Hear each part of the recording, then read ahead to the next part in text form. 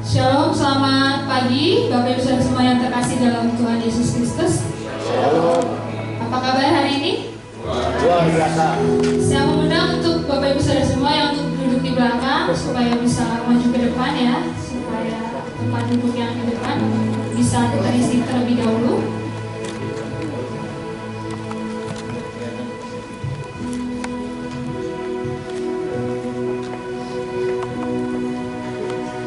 Sungguh bersukacita kita pada pagi hari ini. Ibadah kita sungguh spesial karena hari ini kita merayakan hari ulang tahun kemerdekaan Republik Indonesia tercinta yang ke-79 dan ulang tahun SPBF Taman Safari yang ke-11. Kita percaya bahwa Tuhan selalu menyertai dan menolong kita. Nanti sore akan ada ibadah perayaan ulang tahun gereja. Dimohon untuk semua jemaat juga bisa hadir bersama-sama merayakan ulang tahun gereja kita. Kita akan mempersiapkan hati dan pikiran kita. Saya mengundang Bapak Ibu Saudara semua untuk bangkit berdiri. Kita akan muji nama Tuhan, bukan bangkit. Kita percaya bahwa Allah kita adalah Allah yang mulia, Raja di atas segala raja.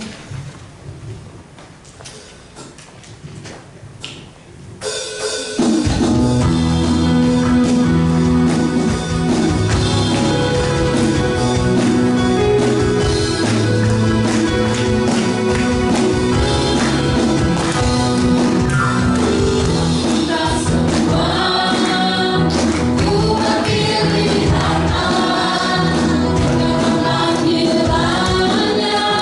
ku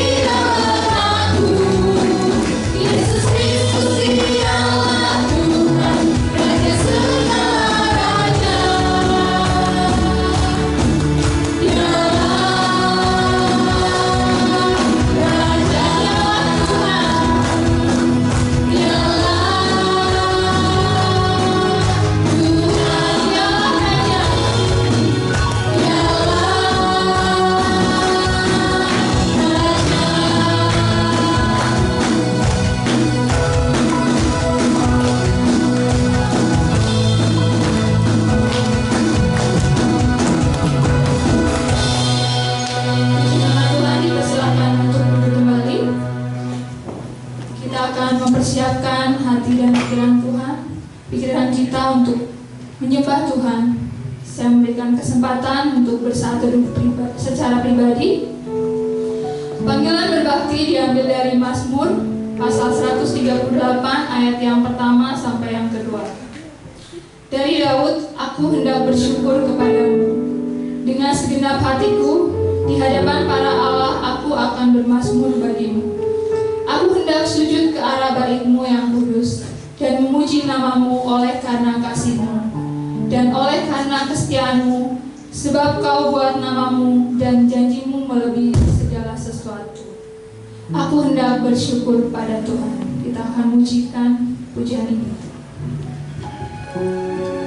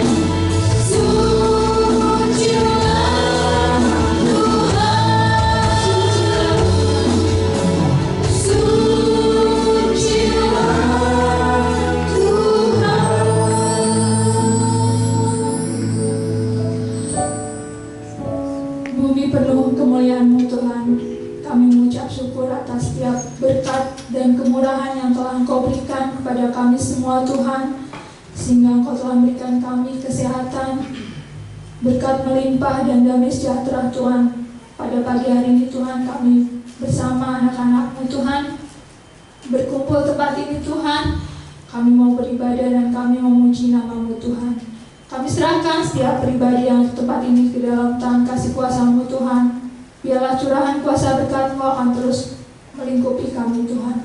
Kami serahkan ibadah ini dari awal pertengahan hingga akhir ke dalam nama Putra-Mu yang tunggal Tuhan kami Yesus Kristus. Dan kami serahkan doa ini hanya di dalam nama Putra-Mu yang tunggal. Kami telah berdoa. Amin. Saatnya bagi kita untuk memberikan sebagian berkat yang telah Tuhan berikan melalui persembahan dan persepuluhan. Panggilan memberi diambil dari Mazmur pasal 96 ayat yang ke-8. Berilah kepada Tuhan kemuliaan namanya, bawalah persembahan dan masuklah ke pelatarannya. Sambil kantong persembahan dihidangkan, kita akan memuji nama Tuhan. Allah itu baik.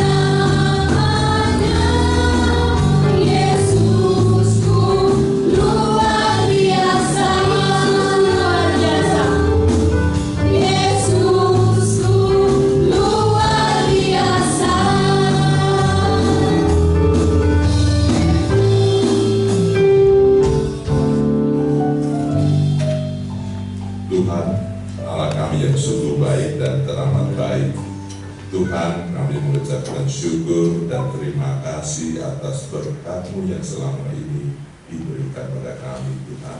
Sehingga kami pada pagi hari ini dapat berkumpul bersama-sama untuk memuji dan memuliakan nama-Mu, Tuhan. Tuhan, kami baru saja menyerahkan sebagian dari apa yang kami terima, Tuhan. Biarlah apa yang kami serahkan akan bermanfaat bagi kemuliaan kerajaan Tuhan di daerah Cisarua ini. Terima kasih Tuhan, doa ini kami menaikkan dengan penuh harapan.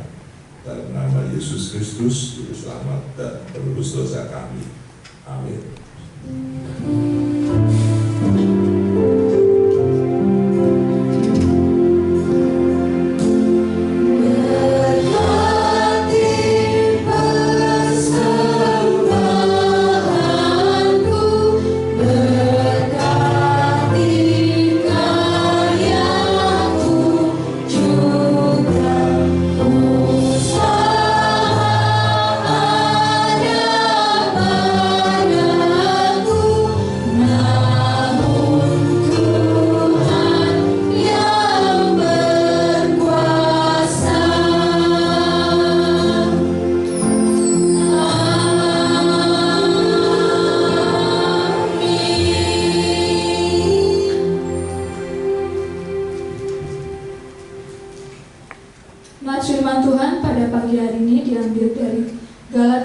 pasal kelima ayat yang ke-13 sampai ke-15. Saya akan membacakannya untuk Bapak Ibu Saudara semua.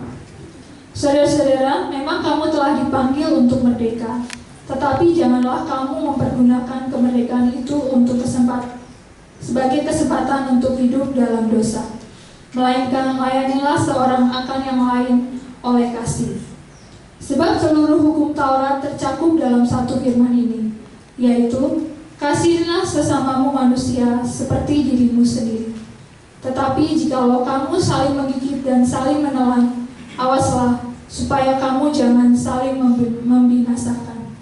Amin. Demikian firman Tuhan. Kita akan persiapkan hati kita untuk mendengarkan kebenaran firman Tuhan yang akan disampaikan oleh Bapak Pendeta Dwi. Saya mengundang Bapak Saudara untuk bangkit berdiri.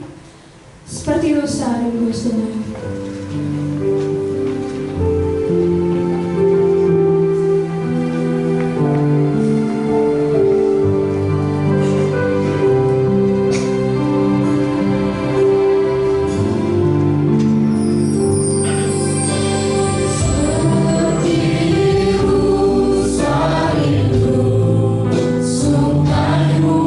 Jiwaku rindu engkau.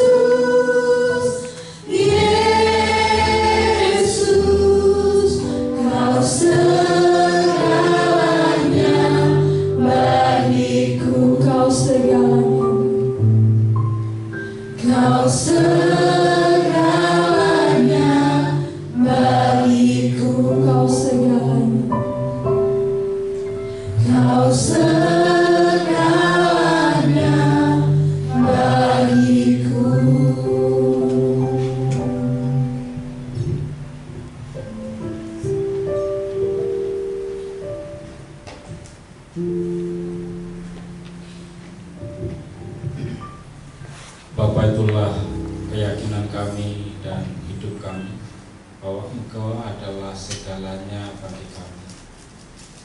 Engkau Tuhan dan Allah kami, memberkati kami setiap hari, menolong kami ketika kami ada dalam kesulitan, melimpahi kami ketika kami sedang ada dalam kekurangan. Terima kasih Bapa, kami sungguh bersyukur oleh karena anugerah Tuhan yang begitu ajaib. Terlebih dari semuanya itu, Engkau telah membebaskan kami, memerdekakan kami dari hukuman dosa. Maut adalah hukuman atas dosa, tetapi Engkau telah memerdekakan kami. Anugerah terbesar yang Tuhan berikan kepada kami, yaitu karya penebusan.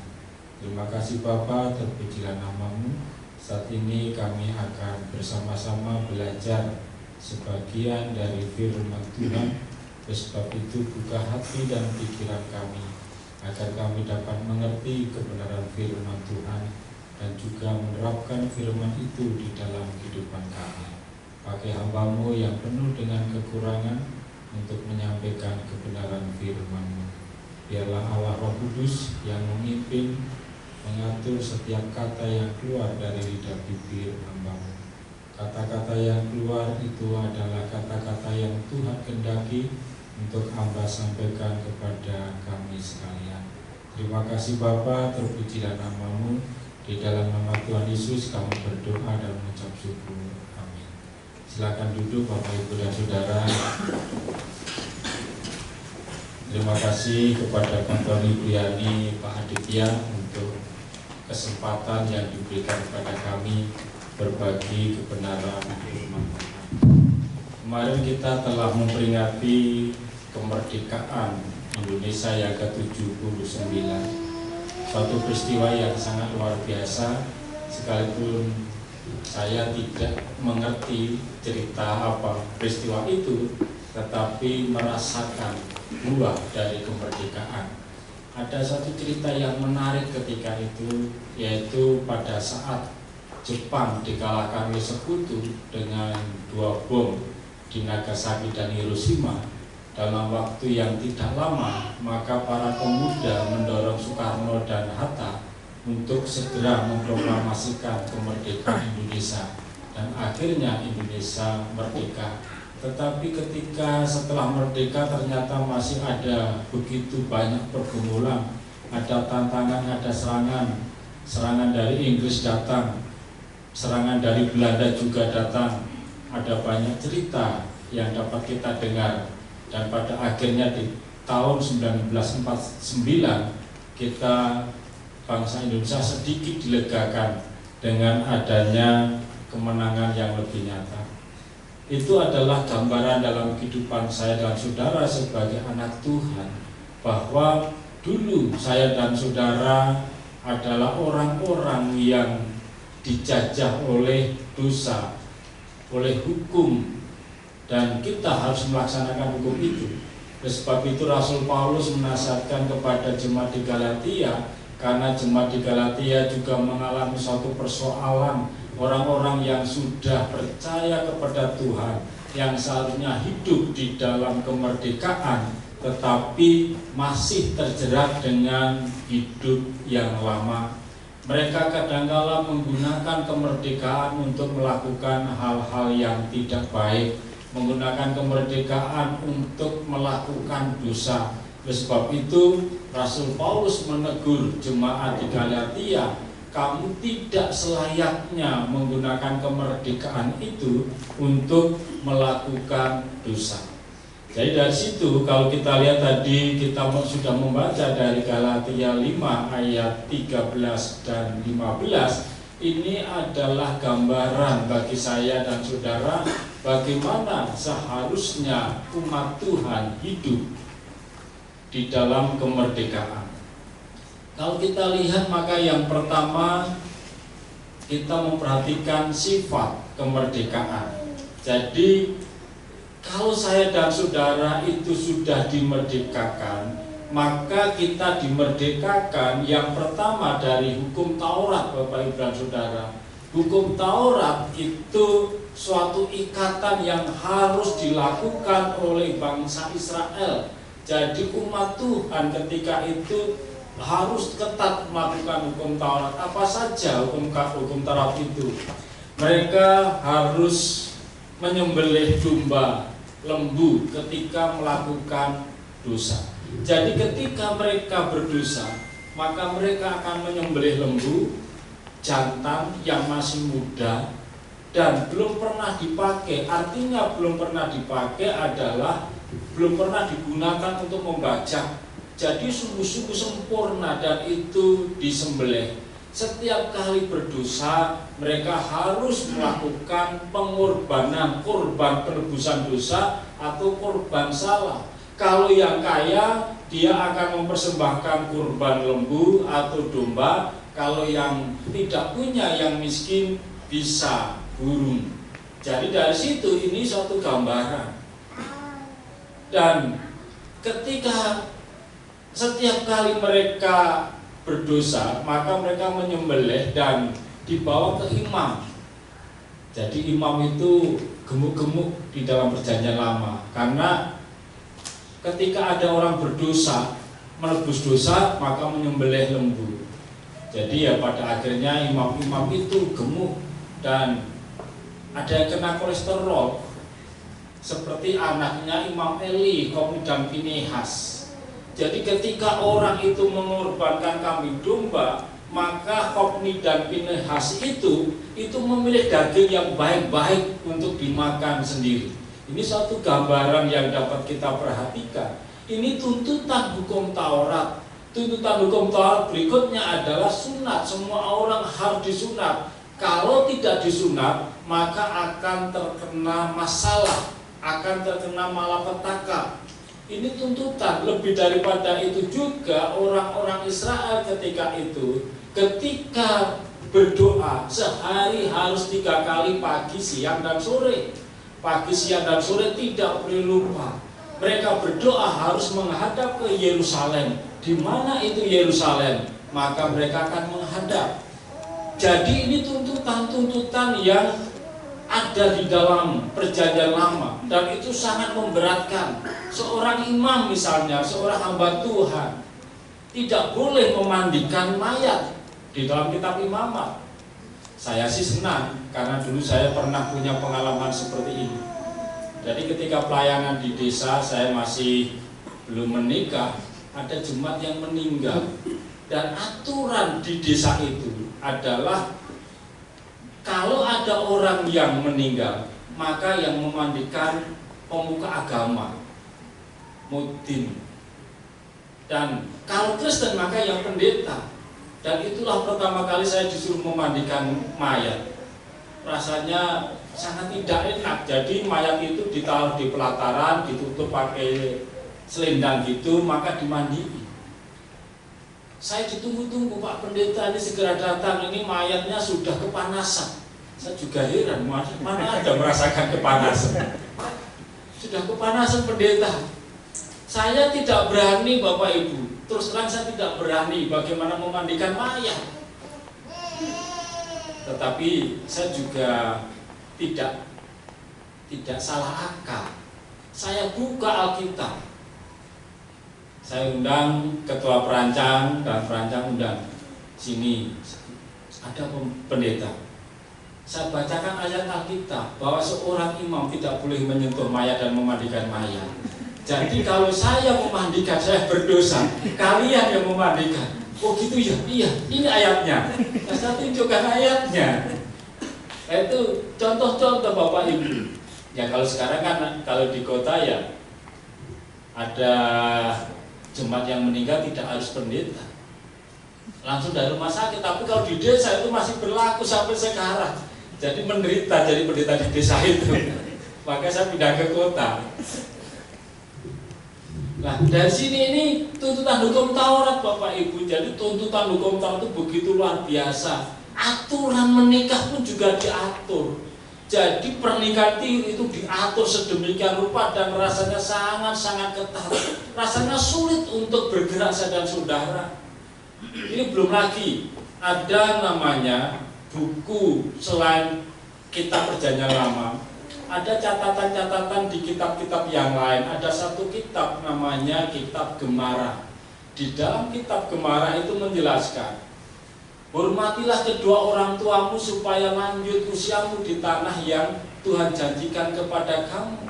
Salah satu bentuk bagaimana anak menghormati orang tua, anak harus mengemis untuk bapak ibunya. Coba, tidak peduli itu orang kaya, tidak peduli punya apa saja, maka anak itu harus mengemis untuk bapaknya.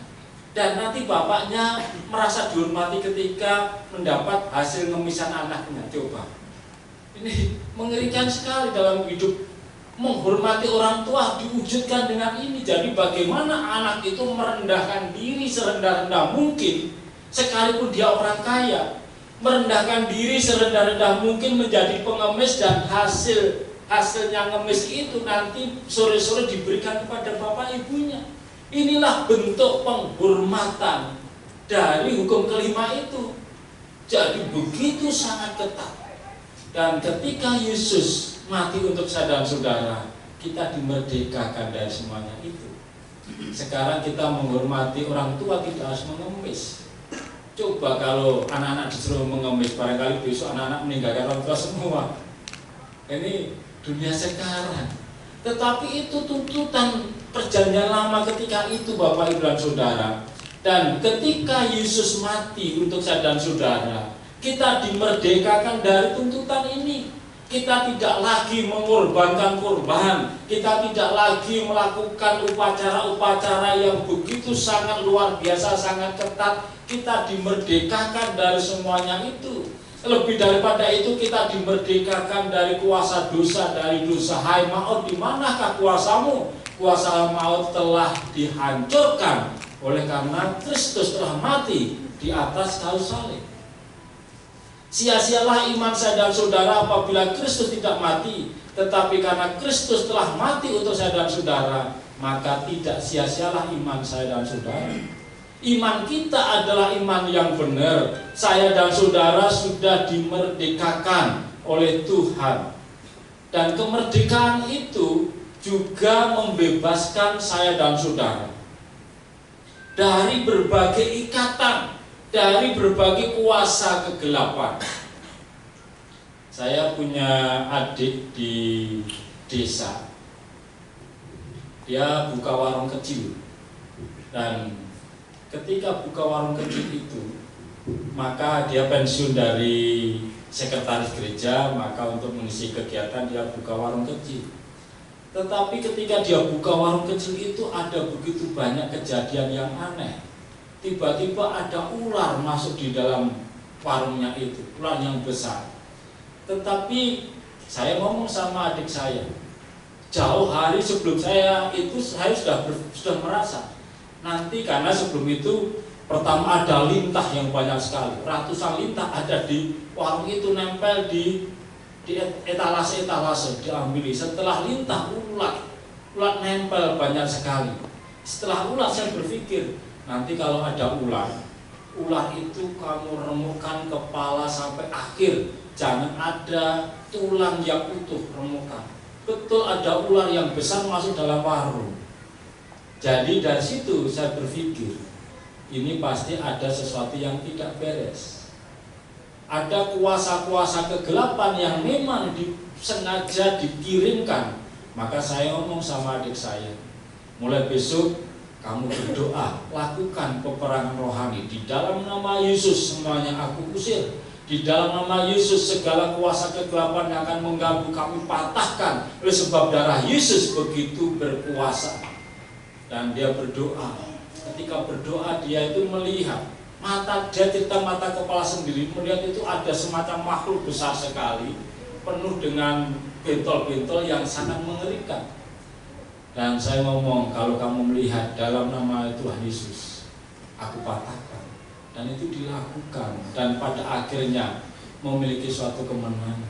Bapak, Ibu, dan Saudara, ini janji Tuhan bahwa ketika kita dimerdekakan, kita juga dimerdekakan dari kuasa setan. Tidak ada orang Kristen yang dirasuk setan sebab sudah dimerdekakan. Tidak ada orang Kristen yang sanggup dirasukin setan. Karena apa? Karena Roh Kudus sudah ada di dalam diri kita. Bahkan saudara punya kuasa untuk melakukan pengusiran kuasa kegelapan itu. Kita sudah dimerdekakan. Kita juga sudah dimerdekakan dari hidup lama yang barangkali dulu kita teradiksi, tergantung dengan sesuatu, misalnya dengan minuman keras, dengan alkohol, dengan narkotika. Dan ketika kita percaya kepada Tuhan, Tuhan sanggup melepaskan itu semuanya.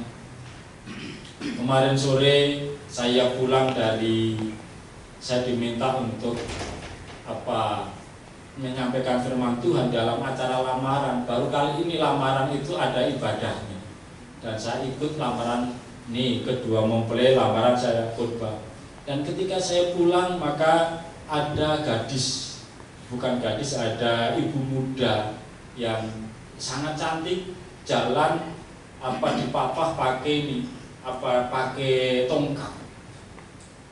Saya dengar cerita bahwa ibu muda ini dulu suka minuman keras sama suaminya, dan jam 4 pagi setelah minum dia naik motor kenceng, dan pada akhirnya kecelakaan di depan RSCM, suaminya meninggal, dan sekarang ibunya itu patah tulang kaki. Ini adalah orang Kristen. Ini menjadi suatu masalah. Seharusnya ketika kita percaya kepada Tuhan, segala ketergantungan itu sudah dilepaskan, sudah diputuskan dari berbagai ketergantungan hidup lama, karena kita sudah ada Roh Kudus. Ini adalah sifat kemerdekaan. Saudara dan saya sudah dimerdekakan.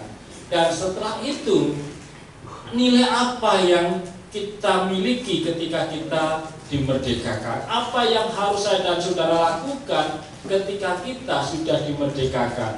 Maka kalau kita membaca di dalam ayat yang ke-13 sampai ke-14, 13b sampai ke-14, maka kita melihat bahwa kita harus mengisi kemerdekaan itu. Yang paling utama adalah untuk melayani. Layanilah satu dengan yang lain, sebab itu yang diperintahkan Tuhan. Kasihlah sesama manusia seperti dirimu sendiri. Ini adalah inti dari semua hukum Tuhan. Inti dari semua hukum Taurat adalah mengasihi sesama seperti diri sendiri.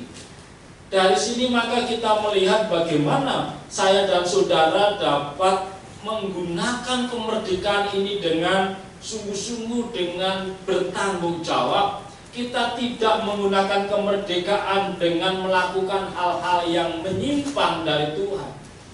Kita tidak melakukan hal-hal yang bertentangan dengan Tuhan ketika kita sudah dimerdekakan. Apakah ada? Ada.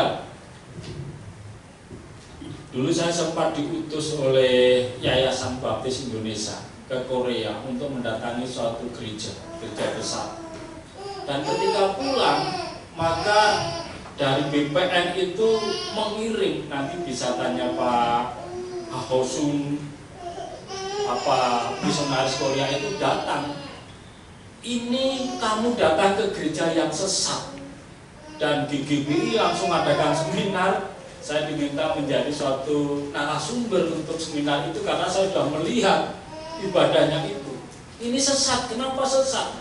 Jadi dia menyatakan bahwa Alkitab itu hanya perjanjian baru, perjanjian lama bukan Alkitab. Dan kalau kita sudah dimerdekakan, kalau kita sudah diselamatkan, kita tidak perlu mengaku dosa. Maka ketika kita berdosa, apapun dosa yang kita lakukan, secara otomatis kita akan diampuni. Sehingga doa itu tidak perlu mohon pengampunan. Maka misionaris dari Korea yang ke Indonesia itu menjadi tidak enak sehingga adakan seminar yang besar di Gereja Jatinegara. Ini ajaran Bapak, Ibu, dan Saudara. Ada ajaran yang mengatakan kamu sudah diselamatkan, kamu bebas melakukan dosa, sebab begitu kamu melakukan dosa, maka pada waktu itu pula kamu langsung diampuni. Kamu tidak perlu mohon pengampunan. Ini ajaran-ajaran Kristen yang tidak benar. Jadi ada ajaran seperti ini. Karena keselamatan kamu itu tidak hilang, keselamatanmu itu kekal. Kalau kamu sudah diselamatkan, maka kamu akan diselamatkan terus menerus, sehingga kamu bebas melakukan apa saja. Nah, ini yang tidak diizinkan oleh firman Tuhan. Janganlah menggunakan kemerdekaan itu untuk melakukan hal-hal yang sifatnya dosa. Saya dan saudara justru harus mengisi kemerdekaan ini dengan sebaik-baiknya. Dengan apa saya dan saudara mengisi kemerdekaan ini? Dengan melayani satu dengan yang lain. Tadi di dalam ayat yang ke-14, kasihlah sesama manusia seperti dirimu sendiri. Coba Bapak, Ibu, dan Saudara, ada enggak firman yang seperti ini di tempat ajaran manapun juga? Maka kita tidak akan pernah menemukan ini. Jadi ketika saya dan saudara melayani, itu bagaimana kita bisa melayani sesama itu seperti diri sendiri. Lebih daripada itu, di dalam kitab Yohanes itu dikatakan, kalau kamu tidak mau disakiti, jangan kamu menyakiti. Kamu harus melakukan sebagaimana kamu mau dilakukan. Ini kan luar biasa sekali firman ini. Jadi kalau saya itu tidak mau disakiti, janganlah saya menyakiti. Kalau saya itu tidak mau difitnah, janganlah saya memfitnah. Kalau saya tidak mau direndahkan, maka saya juga tidak boleh merendahkan siapapun juga. Ini kebenaran firman yang dapat kita lihat bersama-sama. Dengan demikian kita isi hakikat kemerdekaan adalah melayani. Ketika kita bisa melayani, maka kita dapat melihat bagaimana kemerdekaan yang diberikan oleh Tuhan itu dapat kita gunakan sebaik-baik mungkin. Yang ketiga, kalau kita perhatikan bagaimana kita hidup di dalam kemerdekaan itu. Coba ayat yang ke-15. Kadangkala kita heran membaca Alkitab ini. Mari kita baca bersama-sama ayat yang ke-15. 1, 2, 3. Tetapi jikalau kamu saling menggigit dan saling menelan, awaslah supaya jangan kamu saling membinasakan. Kita bertanya, kenapa ada firman seperti ini? Saling menggigit dan saling menelan. Bagaimana firman berkata seperti ini? Alkitab berbicara terbuka tentang kehidupan umat Tuhan, bahwa umat Tuhan adalah orang yang belum sempurna, orang yang masih tinggal, yang masih hidup di dunia yang penuh dengan kerusakan. Karena ketidaksempurnaan itulah seringkali terjadi gesekan satu dengan yang lain. Seringkali terjadi perbedaan pendapat yang untuk kemudian akan menimbulkan konflik satu dengan yang lain.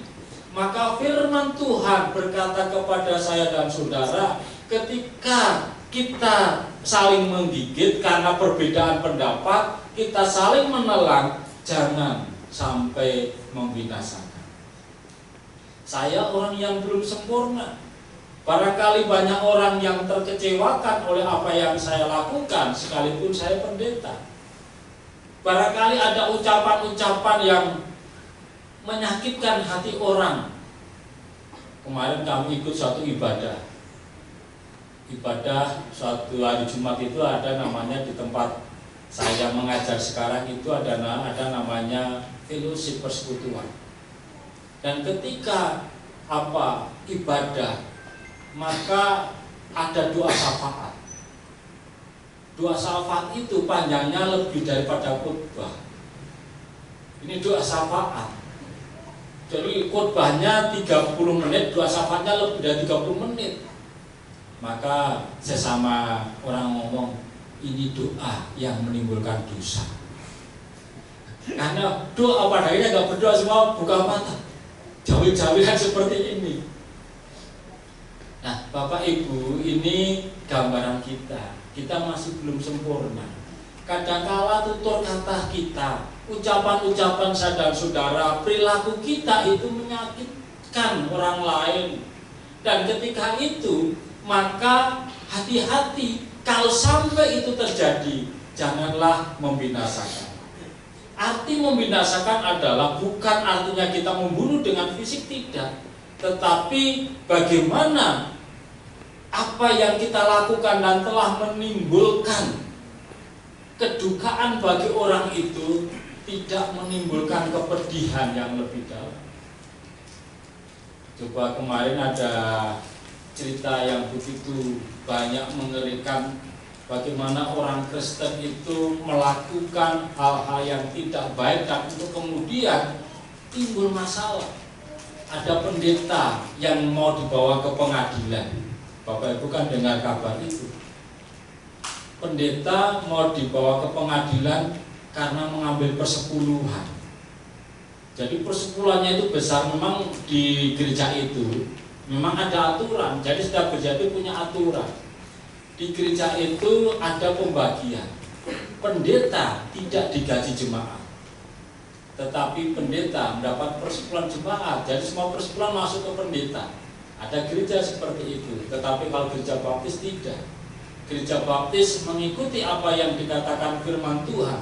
Bawalah segala persepuluhanmu ke rumah perbendaharaan Tuhan agar dikelola dengan baik.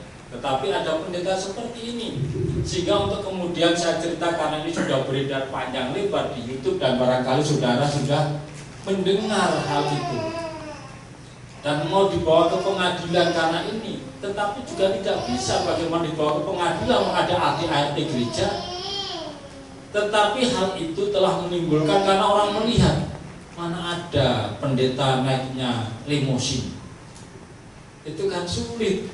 Ya pendeta ya naiknya Avanza, Brio, Sigra, Kalia, itu yang rohani. Di atas itu pendeta sudah tidak rohani.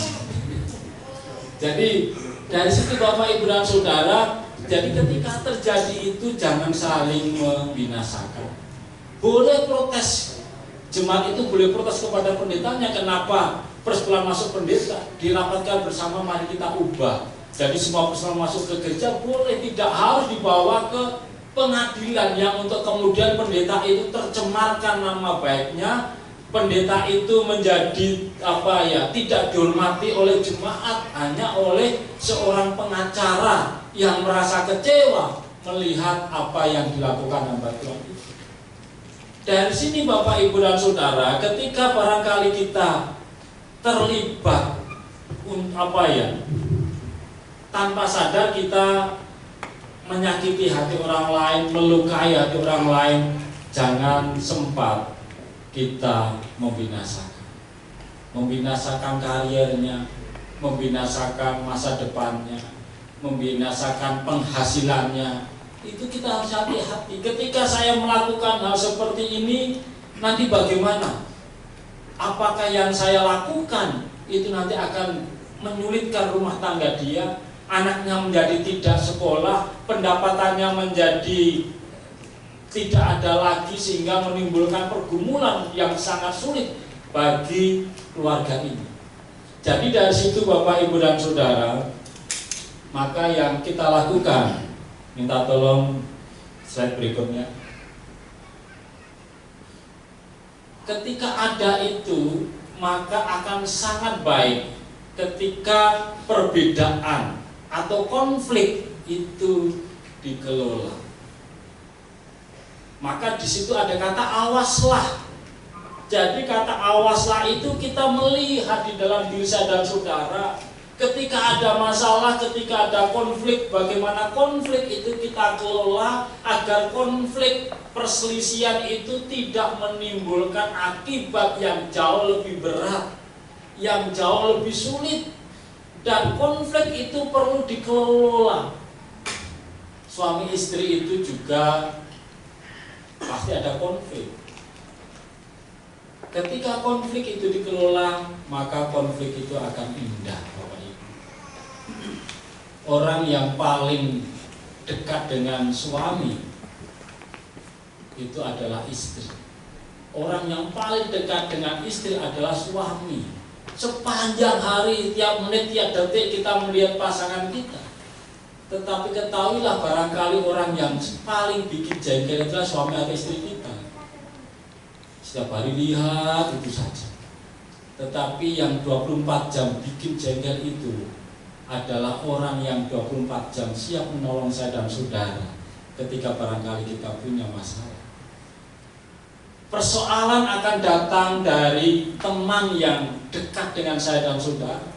Tetapi perhatikan bahwa teman yang dekat itu yang barangkali suatu saat kita sempat konflik, beda pendapat, beda hasil rapat.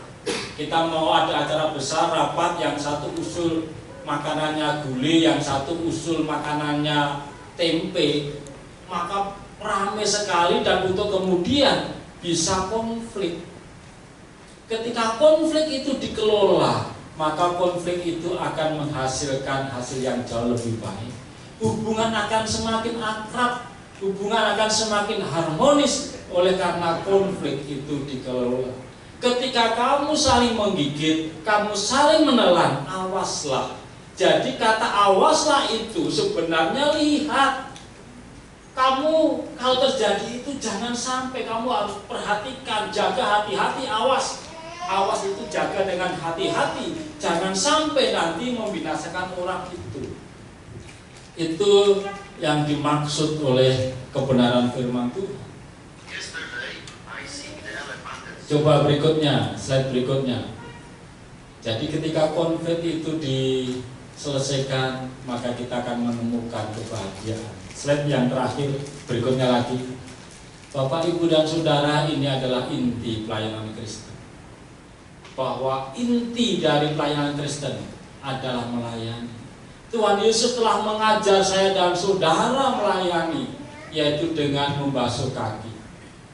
Dulu ketika Tuhan mengizinkan saya mengembalakan di Gereja Baptis Indonesia Kelapa Gading, acara tahun baru kami isi acara dengan basuh kaki. Pertama kali saya membasuh kaki jemaat Tuhan. Dan setelah selesai semua terjadi pembasuhan, semuanya itu menangis saling berpeluk-pelukan. Ini puncak dari pelayanan itu. Sehingga dengan demikian konflik itu akan terselesaikan ketika kita mau melayani. Konflik itu akan terselesaikan ketika kita mau merendahkan diri kepada orang. Merendahkan diri itu tidak rendah diri. Merendahkan hati tidak rendah diri. Ketika saya rendah hati menolong orang lain, itu berarti saya tidak rendah diri. Justru disinilah teladan dari Tuhan Yesus.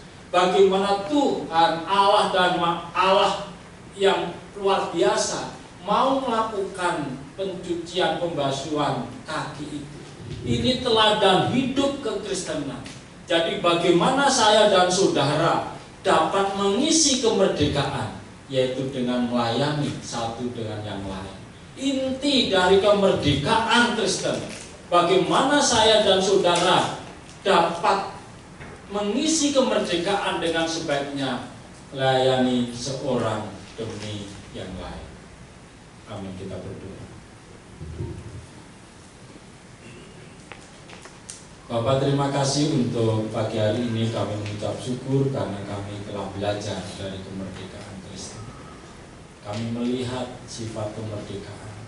bahwa kami sudah dimerdekakan di hukum Taurat dari dosa, bahkan dari ikatan-ikatan lama yang mengganggu kami, dari ketergantungan lama yang mengikat kami. Kami sudah dimerdekakan. Bahkan kami sudah dimerdekakan dari kuasa kegelapan. Tidak ada kuasa kegelapan yang sanggup mengganggu kami, sebab kami adalah orang-orang yang sudah dimerdekakan. Bapa, kami akan mengisi kemerdekaan itu dengan nilai-nilai kekristenan. Kami hidup di dalam kesalehan, kami hidup di dalam kekudusan, kami hidup untuk saling mengasihi satu dengan yang lain. Terima kasih Bapa. Ini adalah inti dari hidup yang dimerdekakan, bahwa kami tidak ada kebencian satu dengan yang lain, tetapi kami diikat di dalam kasih Tuhan. Sebagaimana firman-Mu katakan, kasihilah sesama manusia seperti dirimu sendiri. Sebab di dalam firman itu terkandung seluruh kitab Taurat dan kitab para nabi. Bapa, terima kasih. Biarlah kami belajar menerapkan kebenaran firman ini dalam hidup kami, sehingga kami akan mengalami kemerdekaan yang sesungguhnya. Kami tidak diikat lagi dengan berbagai dosa. Kami tidak diikat lagi dengan berbagai kekuatan lama, tetapi kami telah dimerdekakan oleh pengorbanan Kristus di atas kayu salib. Terima kasih Bapa, terpujilah nama-Mu. Di dalam nama Tuhan Yesus kami berdoa dan mengucap syukur. Amin.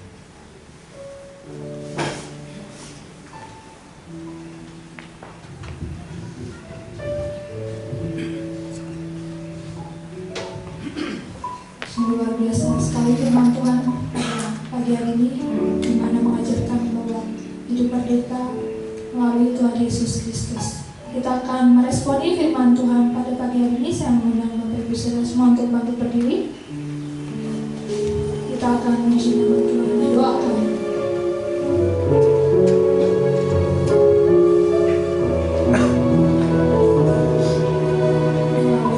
Kita akan berdoakan nanti kita Indonesia.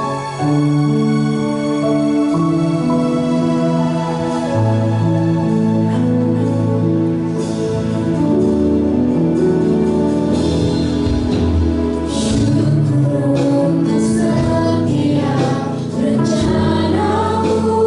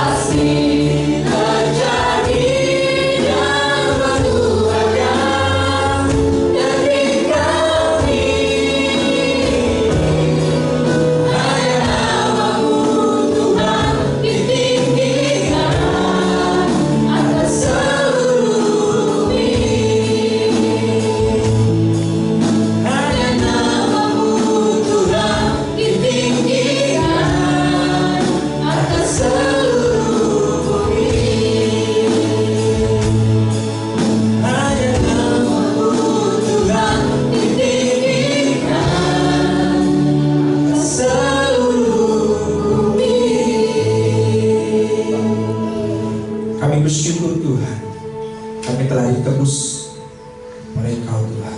Kau rela mati di atas kayu salib untuk menebus dosa-dosa kami Tuhan. Kami sudah merdeka Tuhan. Kami siap Tuhan untuk memancarkan terang Tuhan di dalam kehidupan kami ya Bapa. Kiranya kami menjadi anak-anak Tuhan yang siap dipakai untuk alat karya-Mu ya Tuhan, sehingga banyak orang mendengar kesaksian-kesaksian kehidupan kami, bahkan cerita tentang Yesus sebagai Tuhan dan Juru Selamat. Ini kami Tuhan, pakai kami Tuhan. Mari Bapak Ibu Saudara, terkasih dalam Tuhan Yesus Kristus, arahkan hati dan pikiran kita, mengangkat kedua tangan kita untuk menerima berkat dari Tuhan kita Yesus Kristus. Diberkatilah engkau dalam keluargamu, anak, menantu dan cucu-cucumu. Diberkatilah dalam pendidikan anak-anakmu dan cucu-cucumu, sehingga diberikan hikmat, kepintaran, kecerdasan, sehingga menjadi anak-anak yang luar biasa dipakai oleh Tuhan. Diberkatilah setiap usaha dan pekerjaan yang dikerjakan, sehingga menjadi berkat bagi banyak orang. Diberkatilah engkau dalam masa mudamu, karirmu, dan diberikan pasangan yang hidup yang takut dan cinta akan Tuhan Yesus Kristus. Ulanglah dengan kasih, sukacita, dan damai sejahtera dari Tuhan kita Yesus Kristus sampai menjemput kita yang bermuka. Haleluya.